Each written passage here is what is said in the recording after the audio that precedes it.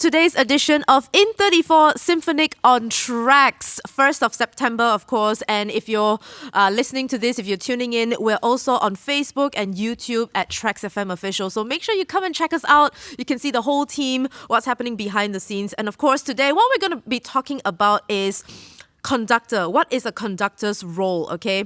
So none other than that, we have Mrs. Loo Shu Chin, or Lillian, here to talk about it. Lillian, how are we feeling today? Great! It's great seeing you. Oh, wow. Okay, yes. So, okay, before we get into this whole thing, a lot of people, when they see an orchestra on TV, on stage and stuff like that, people who play music, they're like, oh, okay, violin, okay, we've got cello, we've got guitar. Oh, they practice well and stuff like that. But they don't know that behind the scenes are as important as what you see on stage. There are a lot of roles and a lot of things happening in the whole team, the whole orchestra team. So many, many roles. Therefore, today we're going to be talking about the role of a conductor. Lillian, before we get into the interview, tell us more about yourself. How did you get started in the whole music industry, scenery, whatever you want to call it? Well, I'm just an ordinary person. Okay. Who likes music. Yes. I started learning music during my secondary school, in school band, and also I learned electric organ. So after that, I enrolled myself into further my study in music in Aswara. Then after that, I just gain as much experience as I can. I played before as keyboardist. Right, in a live band and stuff like that. Okay. Yep. All right. After that, after 1 year, about 1 year plus, I started to apply RTM. Right. There we go. So, okay. Interesting to know that. And if you're watching this on Facebook and YouTube, you can see the whole team behind me. Behind us, we've got musicians. We've got Jasmine. Hola. On flute. It's almost like we never met. We've got Juan as well, bassist. Tam on guitar. Yep. And none other than Karim on percussion, right? So we've got them today. They are going to be your musicians. So make sure you give this video a thumbs up. Honestly, a person who do not play music, I see all of you as kind of like music geniuses because you all know the roles and you all kind of know what to do. You know what I'm saying? So Thank you. Earlier on, off air, Lillian, you were talking about your role as an arranger. Yeah. Arranger, okay? Not Avengers. Okay, so that was my first time hearing of an arranger. All right. So let's talk about that for a minute, okay? Yeah, let's talk about the role of an arranger. Because to me, it sounded similar to a conductor, but it's not, you see. So can you tell us more about the role of an arranger? Right. Arranger is a person, someone who arrange music. So that's why they call arranger. So in a particular music concert, so before that music concert happened, there's a process. Okay. So the process before that event of the concert, there will be preparation.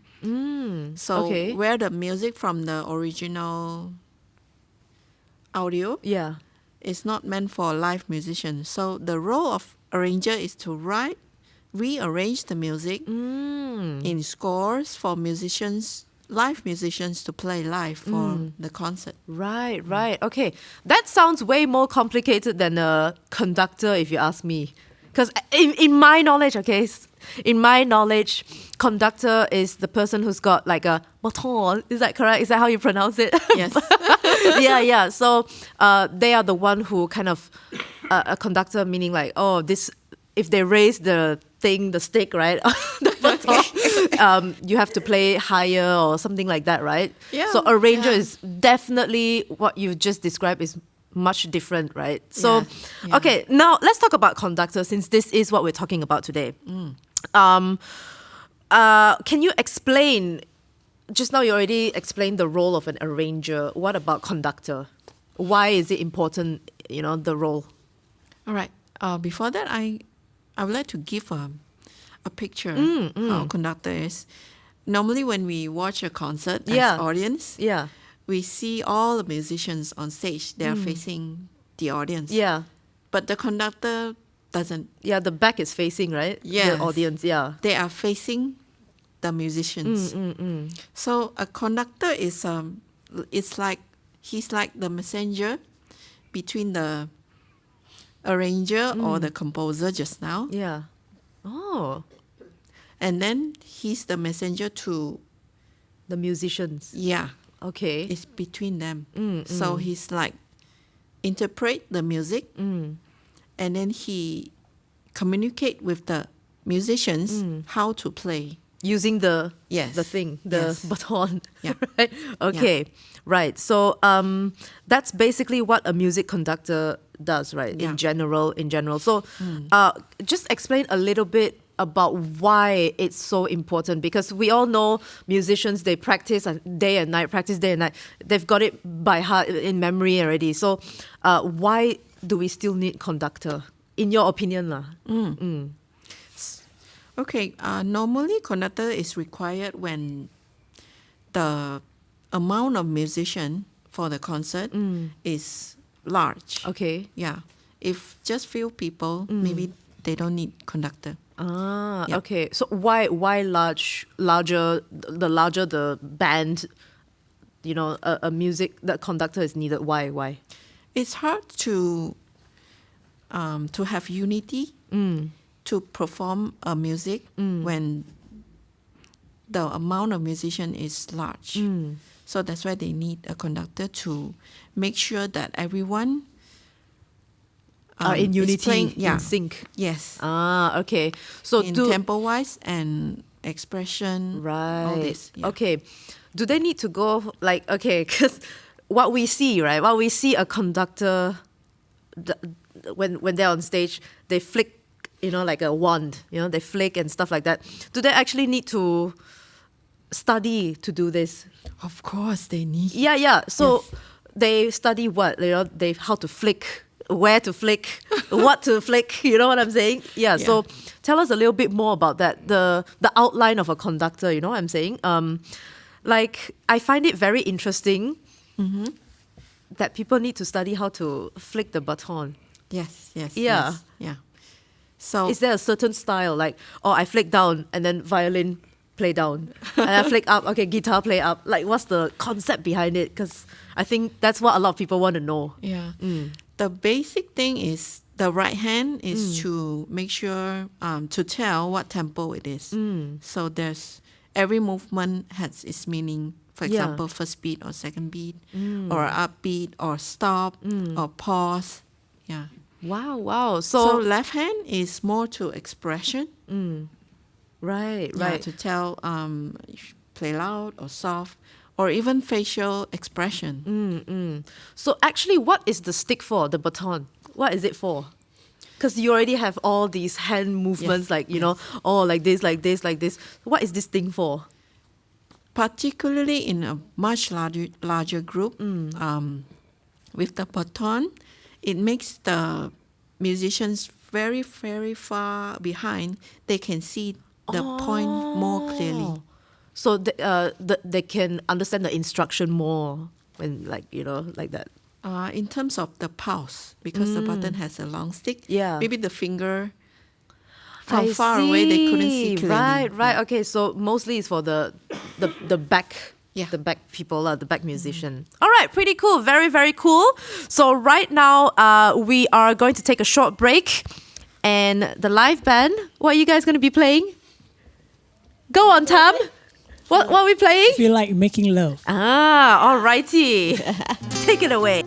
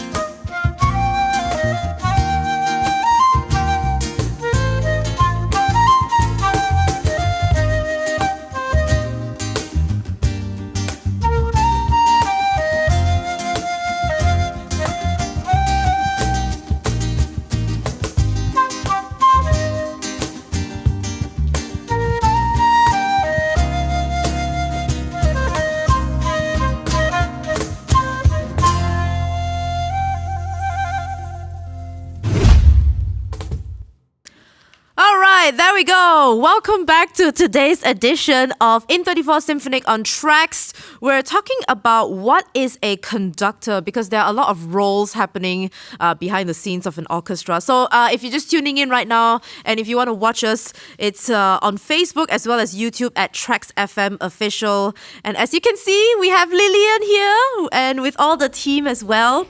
Okay, just now we were already talking about the role of a conductor and stuff like that, right? So give Lillian a break. I want to ask questions to the team here. Ha ha ha. Okay, so have you all ever played where a conductor is present? Yes. Yeah? We all have, yeah. You all have, right? Yeah. Have you played without a conductor as well? Yeah. Yeah. Like now, right? Yeah, now. So just now Lillian did mention that when the band is very large, right? Then you need a conductor. Yeah, so tell us a little bit of the experience, like when a conductor is present, do you look at your notes in front of you or do you look at the conductor? Or both? Anyone? We look both, actually. Okay, so how? Like... Yeah, actually, if you see here, actually you can see the movement here. Oh. Yeah. You were talking about the try. baton just now, right? Yeah. So if your eyes are pierced on the notes, when you can see a movement happening, so that's like you're kind of just peeking out. Like when you're driving, you don't look left and right all the time. Correct. You're just peeking out. So it's the same thing. When the conductor has a baton, we can see the point a lot more clearer. And then so we know like, okay, we're not off the chart. We're still somewhere. All right. Because as Lillian is saying, the larger the ensemble, there's 40, what's the size of our orchestra? Around 40. About 40-ish people. You know, everybody has to pinpoint to one person. So the conduct, all our tempos or cues or dynamic cues are all on him. So the baton helps. And exactly like Yasmin was saying, that we're just picking. You know, we can't do You can try also, actually. Yeah, correct. It's When somewhat you're like what you're doing. You have notes here, but you're not looking at your notes. You're just picking by. Yeah. Ah, that's interesting. The larger the crowd is, what's the largest kind of amount of people in the orchestra you guys have played in? 40, 50 people? More than that. Wow, really? Sometimes we have not just musicians, the choir also. Oh. So it comes together with one conductor. Let's say the person is singing, the choir is singing, right? Like that. And then, so which hand are you guys looking at? Left or right? Like Lillian said, right is tempo usually, and left is expressions. Expression, yeah. So it works the same for the choir. Oh. And then to kind of add on to your first question, like what does the conductor have to learn? So basically, he may not be his job is to learn he may not be playing everyone's instrument, but he needs to learn everyone's instrument's temperament, like vocals, vocal classes, bass, alto, and all that, and then violins, viola, and how do they react? I mean, it's kind of like science. So you have one person sitting here. So when you say that information comes to him. Does it come together? Does it come delayed? Right. So this conductor needs to figure out how do I unison all these people. I think that's very interesting, actually. That's really, really interesting. And just now you touched a little bit about why whenever it comes to a big concert, a large band, right, orchestra, a conductor is needed, right? You know what I'm saying? So is it to make the whole piece neater? Like, you know what I'm saying? Like, why do we actually need conductor? To make it neater, right? Yeah. So, okay, we're gonna move on to this question right now because we're talking about conductor, and I'm pretty sure everyone wants to know this. Lillian, without lying, without blinking, do music conductor make good money? Let's go. Right. Look there in the camera and do not lie. Okay. Well, first of She's all, lying. First of all, to be a conductor is really, for me, is most difficult. Because you have to have very, very good ear. You have to have very, very good music appreciation. You have to have very, very good leadership. All this. Yeah. Yeah, not everyone can do it. So that's why actually conductor pays very high. Oh, really? Which moves to the next question. How much? I'm just kidding. I am just kidding. Okay. So if you want to know how much music conductors make, Lillian is the person to ask. Okay. All right. Anyway, we're going to take a short break for the news right now. We'll be back for the final section of In 34. In 34. Love it.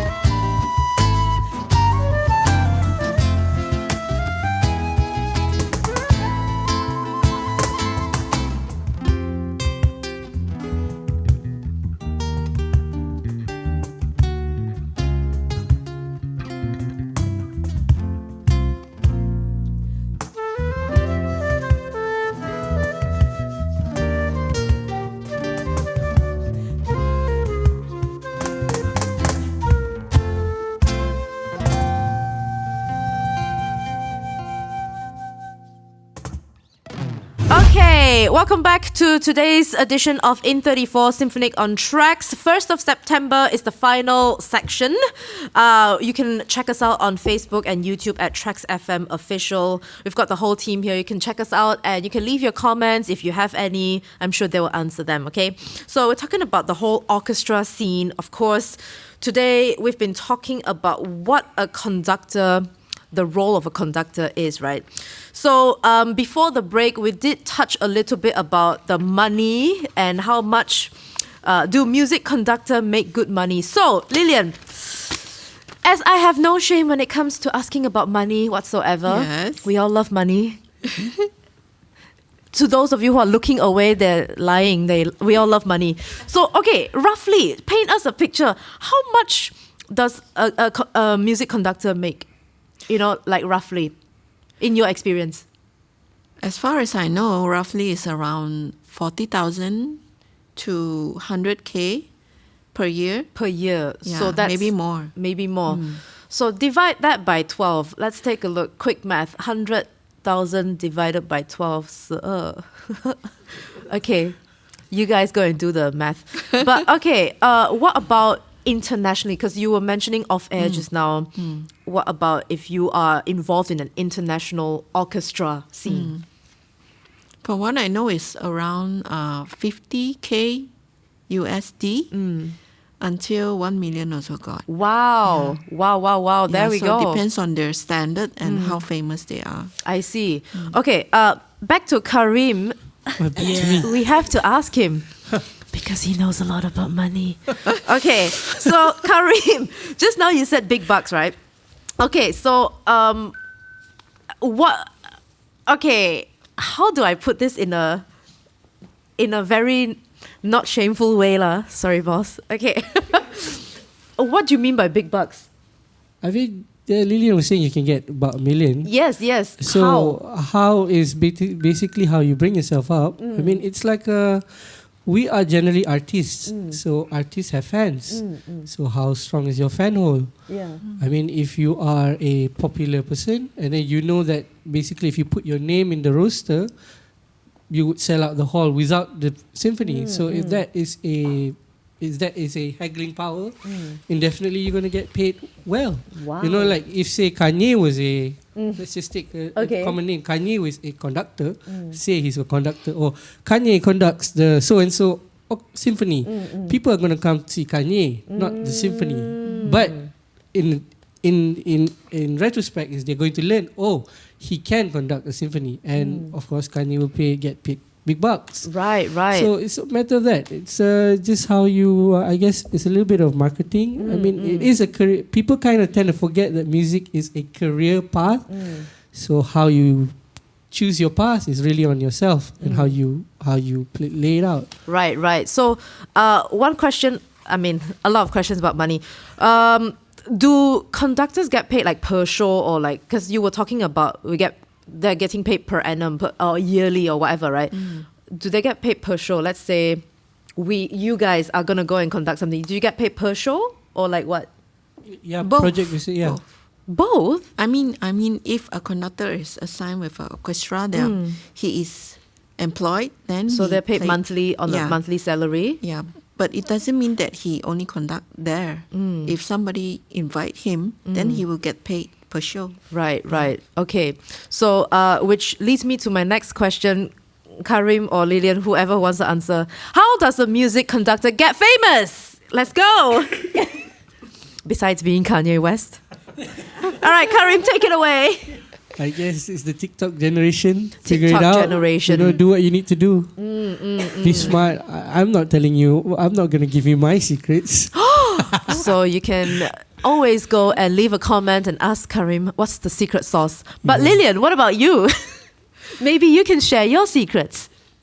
For me, is when I used to, I mean, especially during MCO, I always watch, and there were times I watch about conductor. Right. So I'm curious why are these? Some are very famous, and what the secret they have. Yeah. Is what I see is how The expression. yeah, apart from the knowledge that they experience, the knowledge that they have is the higher level of artistic. Yeah, it's not just only playing music already. It's another level. He's Basically mean music is a part of him already. yes, Kind of yes, thing, right? yes. Yeah. And the conducting is part of him. So it flows with ease. You can tell, right? Yes, Right. Okay. What about you guys? How many conductors have you came across before? Have you worked with before, I would say? Tam? I think around 3 to 5 conductors Wow. I What? worked before, yeah. Oh, wow. Okay. But everyone is a local. All Right, local. right. Do they all have the same style when they are... Oh yeah, it's different. So because it depends on the music. If the conductor is more on classical style, so the wavering thing is kind of different. It's a different style. Gosh, that is interesting. Yeah, but the dynamics or I think what they want to Relay. almost the same. I see, I see. Jasmine, what about you? How many conductors have you worked with? I think since my uni years, I think more than 10. What? Yeah. There's so many conductors. We have like from the National Symphony Youth Orchestra. We have in the university time we have plenty different. Yeah.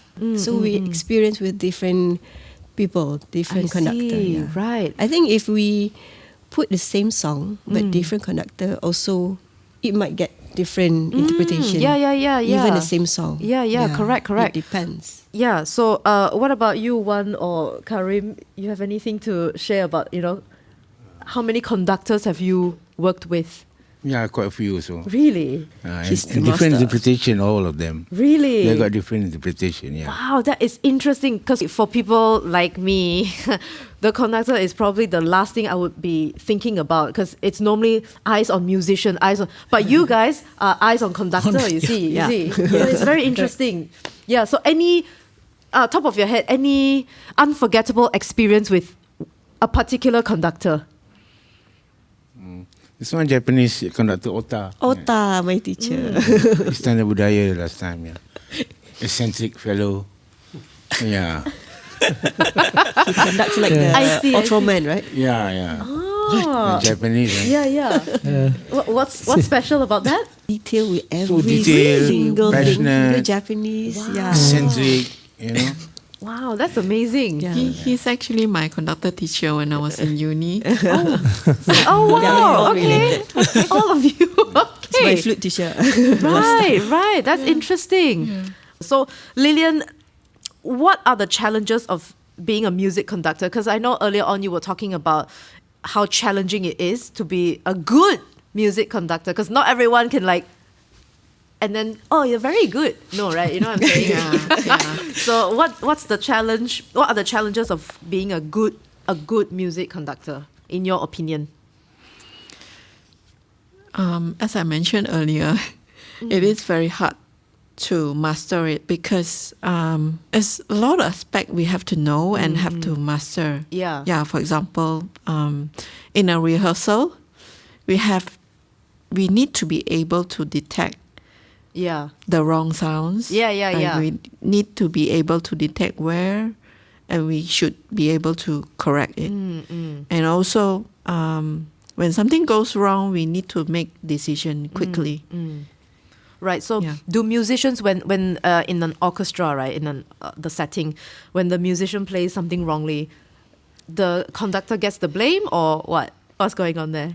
The conductor needs to correct it. Oh, Yeah. so they get the blame, lah. Yeah, if the They get the blame. No. I mean, the conductor needs to. It's his responsibility to Correct make it correct immediately. Yeah, before the concert. Oh, Yeah, make sure the concert they did their best. Yeah. So let's say, if one tiny little mistake happens in the concert, conductor go, what will happen? Oh, that Cry. time, no, he won't blame the musician. Okay. Oh, Well, okay. Yeah, Right. Normally he will tell, have fun and do your best. Okay. All right. There we go. So, of course, we have come to the end of the segment for today. So, Lillian, any advice to those aspiring conductors? Because this is not, I don't think so. I've ever heard anyone who I've come across with, young people or not, I want to grow up to be a conductor. Never in my life, you know what I'm saying? So, anyone who is watching this or tuning in, if you want to be a conductor, okay, Lillian, what advice do you have for them? First thing is you must believe and learn more about it. Have passion. Yes. It's not easy. It's not easy. So if you like challenge, then it's a good one. Right. There we go. What about you guys? Any advice for people, young kids who aspire to be conductors? Yeah, conductors. Because that's not what you hear every day. I want to be I a have conductor. no idea. Maybe you can ask Karim. Karim? I never heard before also. I don't want to be a conductor. It's too tough. We don't want to be a tough. conductor. It's very tough. tough. Yeah. Yeah. Oh, all, wow. all eyes on you and whatnot. But I mean, if you, again, like Lillian said, if you're up to challenges, go for it. And then the key word there was passion. If you're not passionate about it, stop. Yeah. You gotta have the passion for it and have fun and be humbled and be humbling by the experience, I guess. Right. And have belief, believe in yourself and the abilities of your friends and. Oh, it's scary. That's why I don't want to be a conductor. Wow, I gotta do some research on the roles of a conductor. Why is it so challenging? Because It is. I think in layman term, right? I mean, in like normal people like me, if we're watching it, it's like, yeah, like that ma, like that only ma, like that, right? You know what I'm saying? But now listening, it's a whole new perspective, if you ask me, because it's like, wow, really that difficult, man? Yeah. So now I've got to do my own research. All right, there we go. Thank you so much for tuning in to today's edition of In 34 Symphonic on TRAXX. We've got Lillian and the whole team today. And if you have missed that one, you can head on over to Facebook and YouTube at TRAXXfm official. You can leave your comments. Hope this one helps you, to those of you who are aspiring to be conductors. Thank you so much for tuning in. In 34. Love it.